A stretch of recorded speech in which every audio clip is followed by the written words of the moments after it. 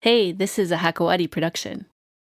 In last week's episode, we talked about nostalgia for the past with the confused Arab. This week, we take a look at the future. What will the Middle East look like in 30 years? My guest today made an award-winning film that proposes a dystopian scenario of what we might expect. Alephia 2053 is a 1-hour animated movie about a plot to overthrow a tyrannical leader in a fictional Arab state of the future. Please welcome Lebanese creator and executive producer of that film, Rabih Sweidan.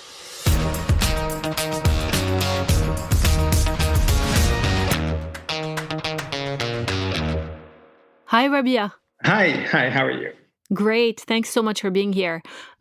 There are plenty of Arabic films about the past and the present that have been made. Why did you choose to make a film about the future, and why did you set it specifically in the year 2053?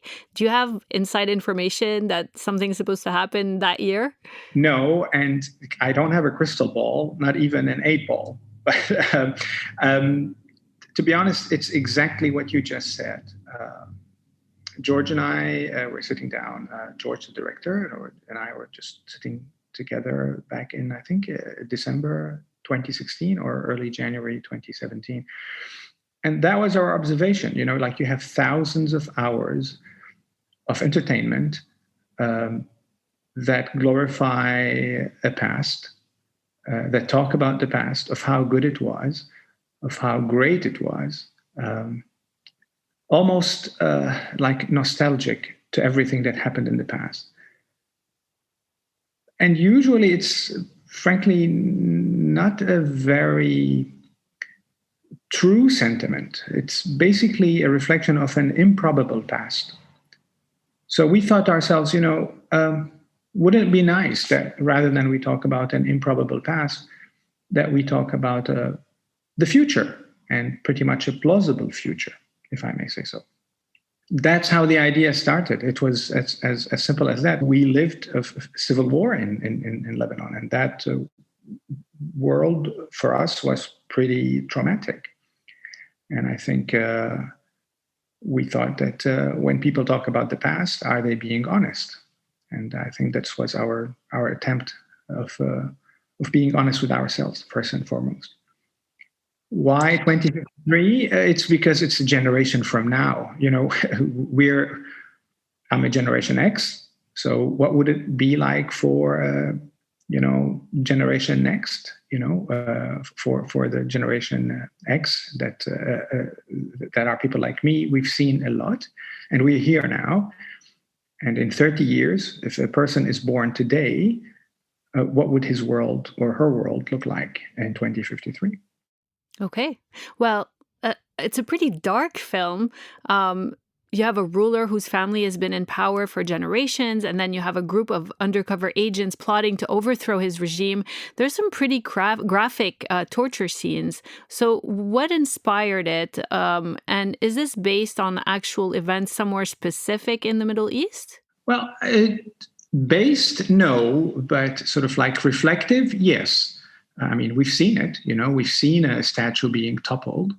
We've seen torture on TV. People that usually do the torture are actually pretty proud of doing it. So they're not hiding it. So that's the reality that we saw. And going back to your question of it's violent. Dystopian movies have a genre. They're usually dark, gray when they are set in Europe or the Northern Hemisphere, because it's also a reflection of what it feels like to be in autumn or in winter all the time, symbolically.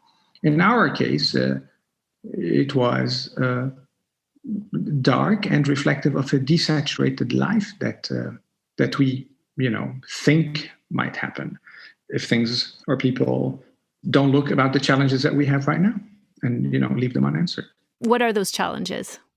You see, look around you, and since 2016 or 2017. I'm not talking about the Middle East, I'm talking about globally around the world. Topics of inequality, the climate change, technology and science, the political orders around the world, everything around us is in a state of volatility and uncertainty and complex and chaotic at the same time. So it's very, very ambiguous that we live in. And when you think about this situation, our reptilian brain, and as human beings, always looks at the worst in trying to find a solution for a better. Go back 100 years ago. We had similar situations probably before the start of World War I. Europe was relatively empirical, stable, and then industrialization came, social changes happened, inequality started, and then you ended up with human-made attempts to overcome this. You ended up with fascism, you ended up with another answer, which was communism, you ended up with some sort of liberal capitalism, or broadly called like a liberal democracy. That was an answer to all of these ambiguous and fast changes that were happening. And I feel sometimes that we are passing through this. Technology is moving much faster than the human brain can adapt. We don't know what we're doing. If I look at vaccine, where we are taking, we just did it. We put it in our system. We don't know whether that's good or bad. I'm double vaccinated, by the way. I encourage everybody to get a vaccine. But what I'm saying is we are living very, very quickly. And that actually creates stress and anxiety. And from that comes usually a dark side. So obviously the film, is fictitious, but do you think that this is where we're headed in many of these autocratic countries in the Middle East and North Africa? The film is definitely fictitious. It's dystopian. It's not real, but it may mirror certain visions that we have seen. It's an alternative reality in many ways. Is it going to happen? I don't know. What I do know is that as long as there is inequality, there will be a need to find equilibrium. As long as there is grievances, there will be attempts to actually address them. But for me, as long as there is a war, there's always an opportunity for peace. And as long as there is a dystopia coming our way, there's an opportunity to actually avoid it. Right. And I asked you whether it's fictitious, but the film is really not so far from what we're seeing now. I mean, you have 24/7 surveillance of basically everyone in the city. You have, a central intelligence that's spying on everyone. You have a ruler who wants to make sure that no one is, plotting against him. It's not so far from reality in many ways. It's just the way that you present the details. I love the film, by the way. I really enjoyed it. It's really well made, and the genre is cool. We're giving away a lot of our information, like we're on social media, we're giving away all of our privacy in a way, aren't we? You know what I mean? Like it doesn't, this is a film, it's a work of symbolism and fiction. You saw it this way. Other people may see it differently. Some people see hope in it. I for sure see hope in it. Other people see a dark, a morbid future. But again, it's a creative mind that's imagining what it would be. It doesn't need to be true. So Alephia 2053 won Best Animation this year at Cannes. Congratulations. And also another award at the Falcon Film Festival in London. What does this represent for the future of the animation industry in Lebanon, where you produced the film, and also in the region? Is Lebanon the next hub for animation in the Arab world? Just a clarification. It won Best Film in Cannes World, which is an alternative festival for animations. It's not the traditional Cannes that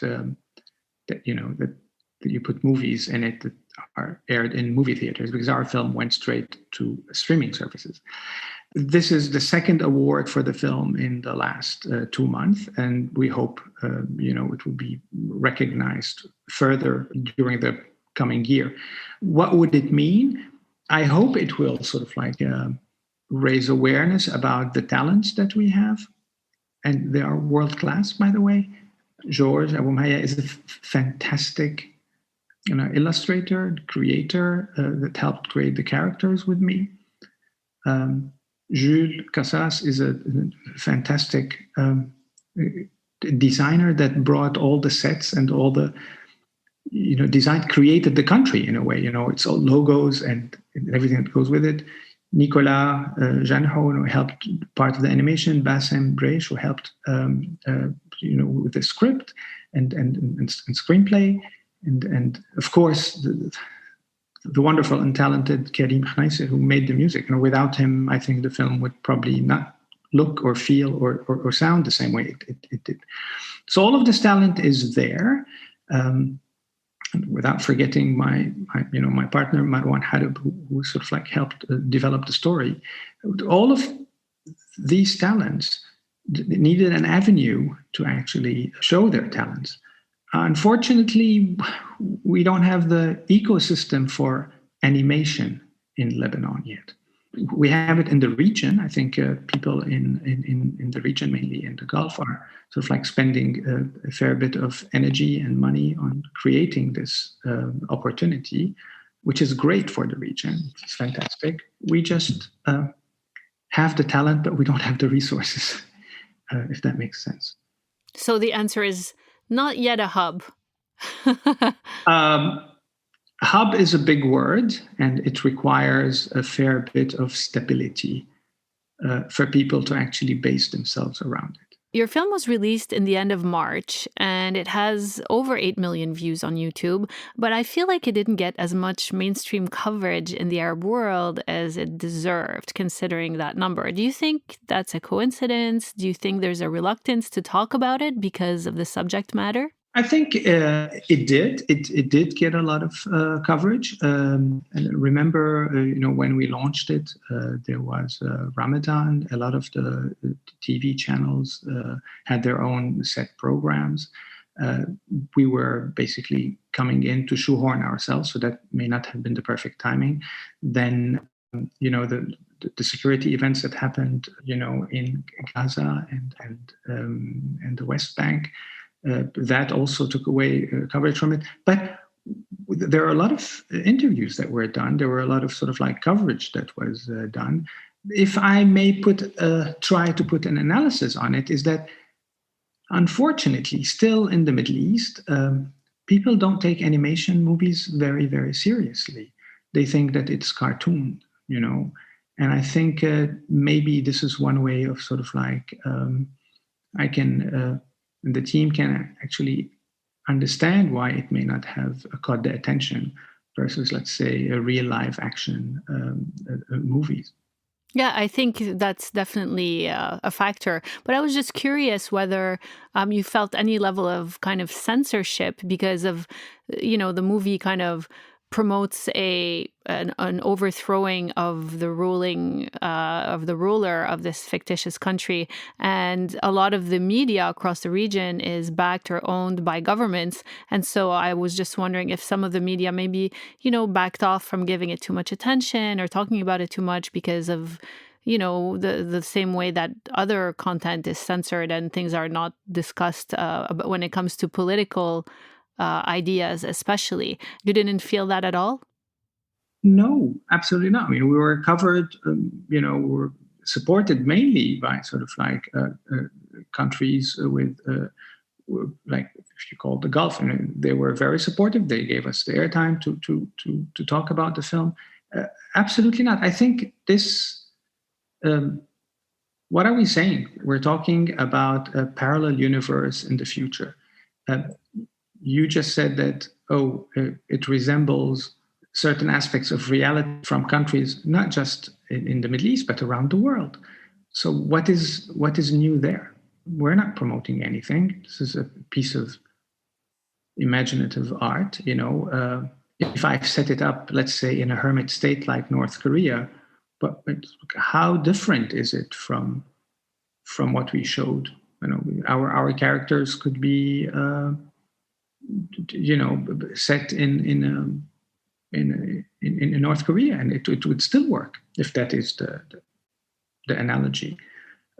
It's a story about, as I said, how people deal with, pressures of society and immediate changes, be it inequality, climate change. You've watched the movie, it's all about what would happen in the absence of water.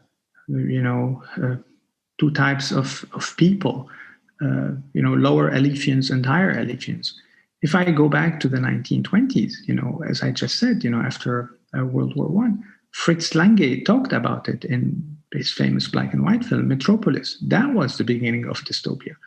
Aldous Huxley talked about it in Brave New World, about the future of science and medicine. And of course, 1984, Orwell, and all of this stuff has happened before and will continue to happen. Trying to actually pigeonhole it or identifying it with one aspect, will do the story a disservice. And, it's, I find it unnecessary. Well, I'm glad to hear that.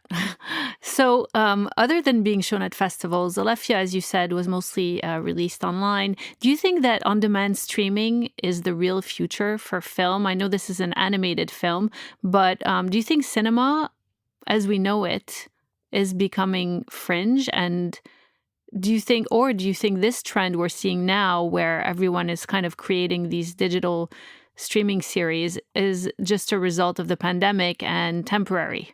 Not at all. I think there'll be a place for every genre of entertainment. What I would just say, the streaming is not about just streaming. Streaming is the how, if I may. But the reality is, what we've realized is that people want to be free to choose their own time, to view their own desired films that interest them at a time and a place that they want. That is it. This is the freedom that streaming services has given us.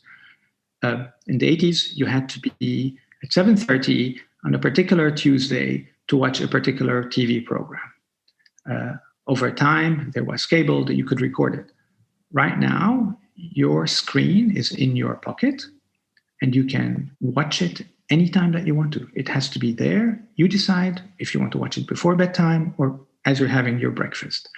That is the future and the freedom of consuming entertainment. That applies to this podcast, and this will apply to future audiovisual material. The cinema will, of course, always be there. It's not supplementary, it's actually complementary to what we have. Yeah, absolutely. It's all about on demand, isn't it? Where can people watch your film? Well, they can watch it on the Alephia website. So there is an Alephia website. It's alephia.xyz. Rabih Sweidan, thanks so much for joining me today, and best of luck. Thank you very much. Thank you. Thank you for having me. That's it. You can watch Alephia 2053, which has subtitles in French and English, by the way, and learn more about the film on alephia2053.xyz. That's ALPHIA. Be sure to follow us on your favorite platform as well. Peace.